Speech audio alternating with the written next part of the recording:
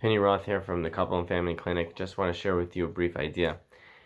It's particularly important for situations, circumstances when you're called upon from someone else, a loved one, a friend, whatever, whoever it might be, who's in a negative spot, who's in a bad spot, and you see that they're in a bad spot, and they're kind of being hard on themselves, or they're not seeing the positive in life, or whatever it might be.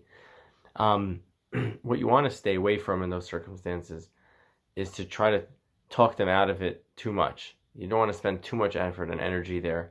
And the reason is because sometimes when a person's in a negative trance, and I call it a trance because they really could get stuck into this place where they hear what they trust is their own voice. And their own voice might have been not theirs originally. It might have been voices from critical parents, of a difficult teacher, a bully in school, or other experiences that they may have gone through, where now it's become part of almost their own self-talk, negative talk. And so if you're going to try to convince them otherwise, it's almost you against their own word, and they're probably going to trust themselves more than even trust you. So it's going to be hard to, and you might feel like you're running on a treadmill and not getting anywhere, trying to talk someone out of their own negative talk.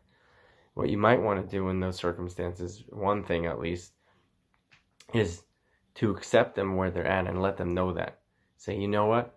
Even in the place where you're hard on yourself, even in the place where you hate yourself, or even in the place where you don't feel accomplished, I still like you. I still appreciate you. I still love you if it's a loved one, or I still think so much of you.